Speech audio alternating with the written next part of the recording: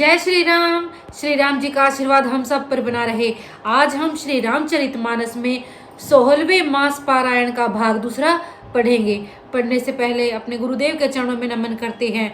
भगवान शिव, माता पार्वती, श्री राम जी और सीता माता के चरणों में नमन करते हैं और हनुमान जी से प्रार्थना करते हैं कि वो पढ़ने में हमें शक्ति प्रदान करे और पढ़ने में कोई गलती हो तो हमें क्षमा करे। ओम श्री गणेशाय नमः। उस राजा का सत्य मंत्री है, श्रद्धा प्यारी स्त्री है और श्री वेणी माधव जी सरीखे हितकारी मित्र हैं। चार पदार्थ अर्थात धर्म, अर्थ, काम और मोक्ष से भंडार भरा है और वह पुण्यमयी प्रांत ही उस राजा का सुंदर देश है। प्रयाग क्षेत्र ही दुर्गम, मजबूत और सुंदर किला है जिसको स्वप्न में भी पाप रूपी शत्रु नहीं पा सके हैं। संपूर्ण तीर्थ ही उसके श्रेष्ठ वीर सैनिक हैं जो पाप की सेना को कुचल डालने वाले और बड़े रणधीर हैं। गंगा, यमुना और सरस्वती का संगम ही उसका अत्यंत शोभित सिंहासन है। अक्षयवट छत्र है जो मुनियों के भी मन को मोहित कर लेता है। यमुना जी और गंगा जी की तरंगे उसके श्याम और श्वेत चवर हैं जिनको देखकर ही दुख और दरिद्रता नष्ट हो जाती है। पुण्यात्मा पवित्र साधु उसकी सेवा करते हैं और सब मनोरथ पाते हैं। वेद और पुराणों के समूह भाट हैं जो उसके निर्मल गुणों का बखान करते हैं। पापों के समूह रूपी हाथी के मारने के लिए सिंह रूप प्रयागराज का प्रभाव अर्थात महात्म्य कौन कह सकता है। ऐसे सुहावने तीर्थराज का दर्शन कर सुख के समुंदर रघुकुल के श्रेष्ठ श्री राम जी ने भी सुख पाया। उन्होंने अपने श्रीमुख से सीता जी, लक्ष्मण जी और सखा गुह को तीर्थराज की महिमा कहकर सुनाई। फिर प्रणाम करके वन और बगीचों को देखते हुए और बड़े प्रेम से महात्म्य कहते हुए इस प्रकार श्री राम ने आकर त्रिवेणी का दर्शन किया जो स्मरण करने से ही सब सुंदर मंगलों को देने वाली है। फिर आनंद पूर्वक त्रिवेणी में स्नान करके शिवजी की सेवा पूजा की और विधि पूर्वक तीर्थ देवताओं का पूजन किया। स्नान पूजन आदि सब करके तब प्रभु श्री राम जी भारद्वाज जी के पास आए। उन्हें दंडवत करते हुए ही मुनि ने हृदय से लगा लिया। मुनि के मन का आनंद कुछ कहा नहीं जाता, मानो उन्हें ब्रह्मानंद की राशि मिल गई हो। मुनीश्वर भारद्वाज जी ने आशीर्वाद दिया। उनके हृदय में ऐसा जानकर अत्यंत आनंद हुआ कि आज विधाता ने श्री सीता जी और लक्ष्मण जी सहित प्रभु श्री रामचंद्र जी के दर्शन कराकर मानो हमारे संपूर्ण पुण्यों के फल को लाकर आंखों के सामने कर दिया। कुशल पूछकर मुनिराज ने उनको आसन दिए और प्रेम सहित पूजन करके उन्हें संतुष्ट कर दिया। फिर मानो अमृत के ही बने हों ऐसे अच्छे अच्छे कंद, फूल, फल और अंकुर लाकर दिए। सीता जी, लक्ष्मण जी और सेवक गुह सहित श्री रामचंद्र जी ने उन सुंदर मूल फलों को बड़ी रुचि के साथ खाया। थकावट दूर होने से श्री रामचंद्र जी सुखी हो गए। तब भारद्वाज जी ने उनसे कोमल वचन कहे, हे राम, आपका दर्शन करते ही आज मेरा तप, तीर्थ, सेवन और त्याग सफल हो गया। आज मेरा जप, योग और वैराग्य सफल हो गया और आज मेरे संपूर्ण शुभ साधनों का समुदाय भी सफल हो गया। लाभ की सीमा और सुख की सीमा प्रभु के दर्शन को छोड़कर दूसरी कुछ भी नहीं है। आपके दर्शन से मेरी सब आशाएं पूर्ण हो गई। अब कृपा करके यह वरदान दीजिए कि आपके चरण कमलों में मेरा स्वाभाविक प्रेम हो। जब तक कर्म, वचन और मन से छल छोड़कर मनुष्य आपका दास नहीं हो जाता, तब तक करोड़ों उपाय करने से भी स्वप्न में भी वह सुख नहीं पाता। मुनि के वचन सुनकर उनकी भाव भक्ति के कारण आनंद से तृप्त हुए भगवान श्री रामचंद्र जी लीला की दृष्टि से सकुचा गए। तब अपने ऐश्वर्य को छिपाते हुए श्री रामचंद्र जी ने भारद्वाज मुनि का सुंदर सुयश करोड़ों अर्थात अनेकों प्रकार से कहकर सबको सुनाया। उन्होंने कहा, हे मुनीश्वर, जिसको आप आदर दे वही बड़ा है और वही सब गुण समूहों का घर है। इस प्रकार श्री राम जी और मुनि भारद्वाज जी दोनों परस्पर विनम्र हो रहे हैं।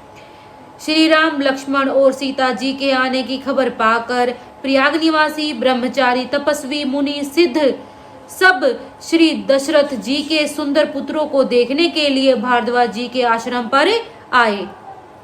श्री रामचंद्र जी ने सब किसी को प्रणाम किया। नेत्रों का लाभ पाकर सब आनंदित हो गए और परम सुख पाकर आशीर्वाद देने लगे। श्री राम जी के सौंदर्य की सराहना करते हुए वे लौटे।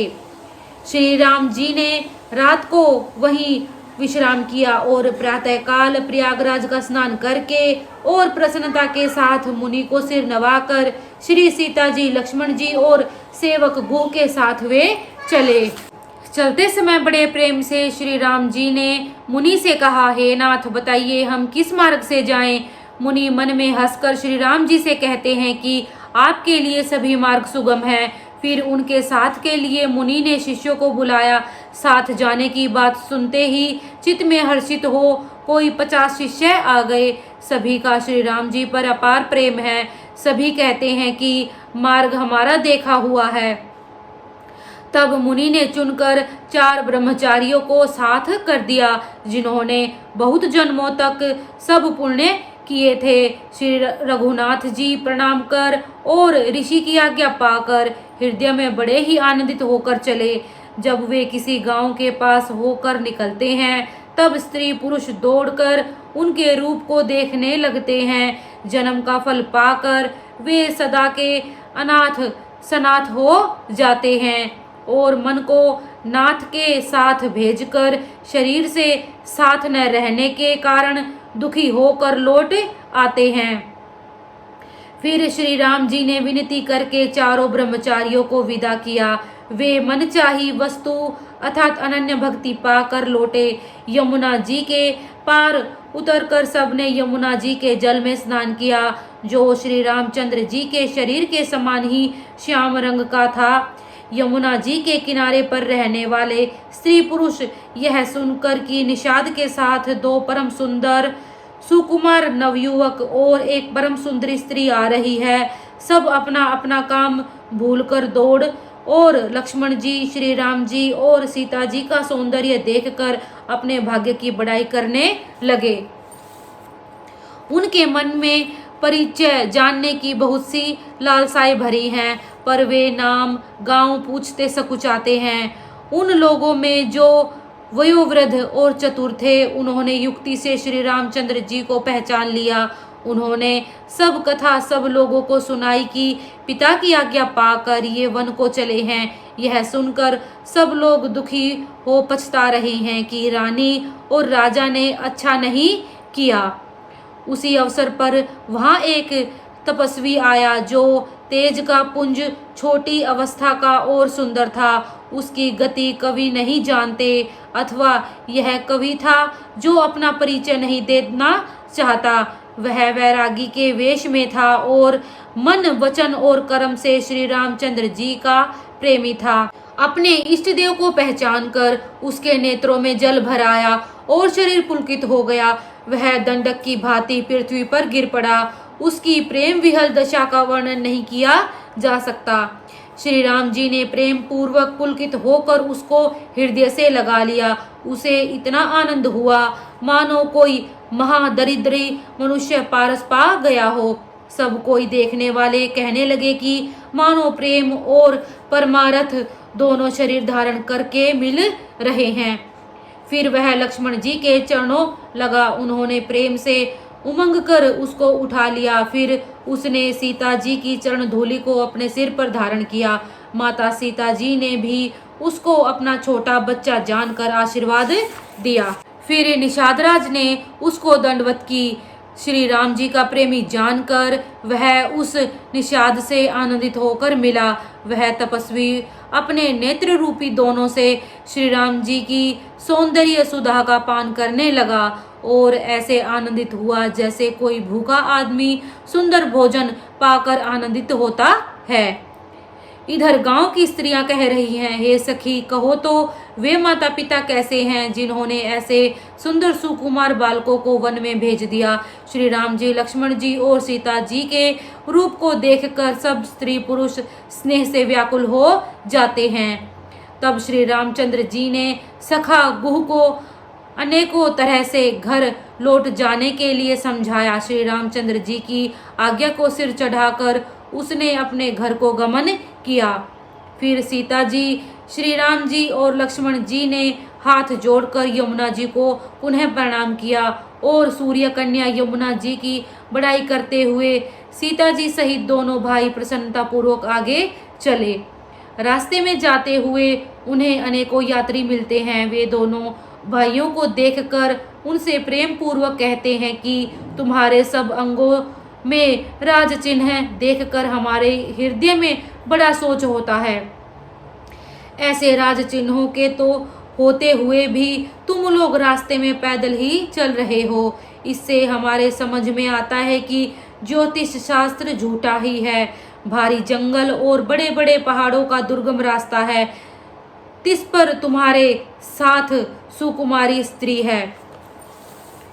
हाथी और सिंहों से भरा यह भयानक वन देखा नहीं जाता। यदि आज्ञा हो तो हम साथ चलें।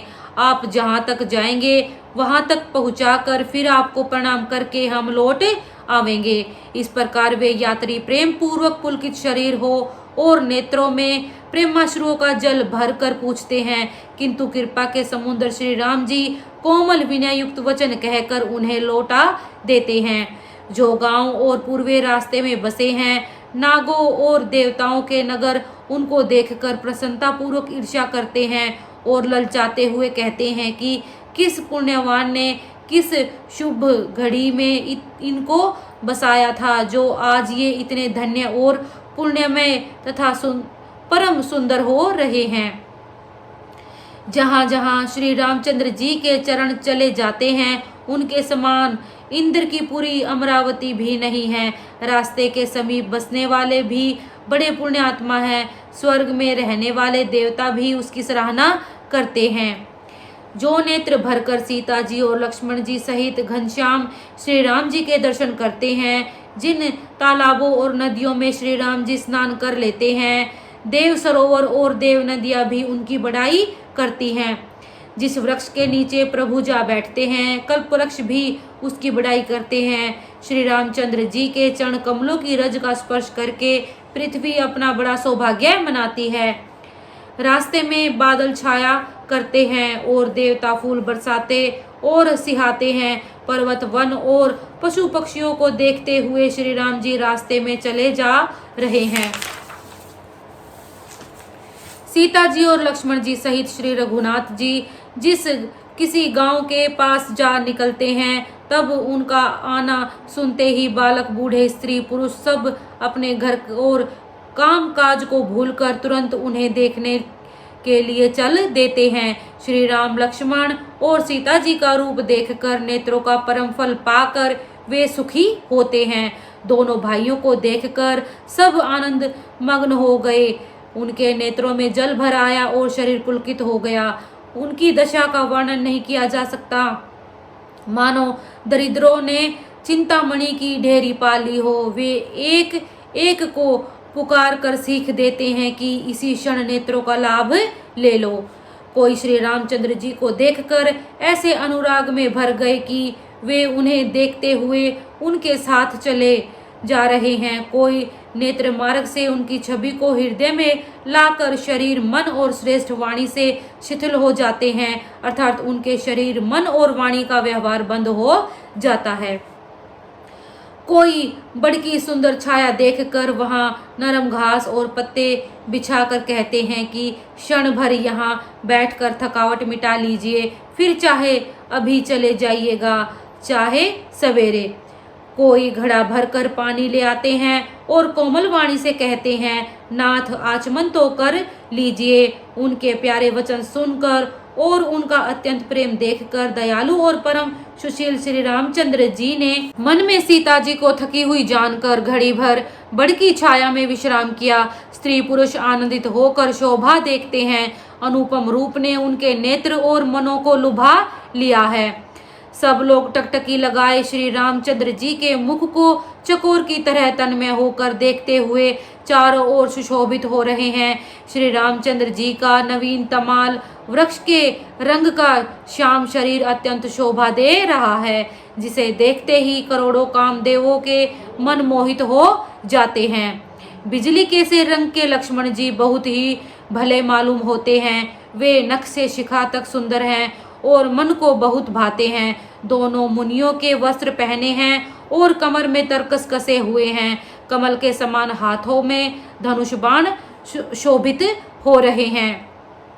उनके सिरों पर सुंदर जटाओं के मुकुट हैं। वक्षस्थल, भुजा और नेत्र विशाल हैं और शरद पूर्णिमा के चंद्रमा के समान सुंदर मुखों पर पसीने की बूंदों का समूह शोभित हो रहा है। उस मनोहर जोड़ी का वर्णन नहीं किया जा सकता, क्योंकि शोभा बहुत अधिक है और मेरी बुद्धि थोड़ी है। श्री राम, लक्ष्मण और सीता जी की सुंदरता को सब लोग मन, चित्त और बुद्धि तीनों को लगाकर देख रहे हैं। प्रेम के प्यासे वे गांव के स्त्री पुरुष इनके सौंदर्य मधुर्य की छटा देखकर ऐसे थकित रह गए जैसे दीपक को देखकर हिरनी और हिरन। गांव की स्त्रियां सीता जी के पास जाती हैं, परंतु अत्यंत स्नेह के कारण पूछते सकुचाती हैं। बार बार सब उनके पांव लगती और सहज ही सीधे सादे कोमल वचन कहती हैं। हे राजकुमारी, हम विनती करती हैं, अर्थात कुछ निवेदन करना चाहती हैं, परंतु स्त्री स्वभाव के कारण कुछ पूछते हुए डरती हैं। हे स्वामिनी, हमारी ठिठाई क्षमा कीजिए और हमको गवारी जानकर बुरा न मानिएगा। ये दोनों राजकुमार स्वभाव से ही परम सुंदर हैं। श्याम और गौर वर्ण है, सुंदर किशोर अवस्था है। दोनों ही परम सुंदर और शोभा के धाम है। शरद पूर्णिमा के चंद्रमा के समान इनके मुख और शरद ऋतु के कमल के समान इनके नेत्र है। यहीं पे हमारा मास पारायण 16वां विश्राम होता है। आपको वीडियो कैसी लगी कृपया कमेंट बॉक्स में जरूर बताइए। वीडियो को लाइक कीजिए, शेयर कीजिए। अगर आप चैनल पे नए हैं तो चैनल को सब्सक्राइब कीजिए। जय श्री राम।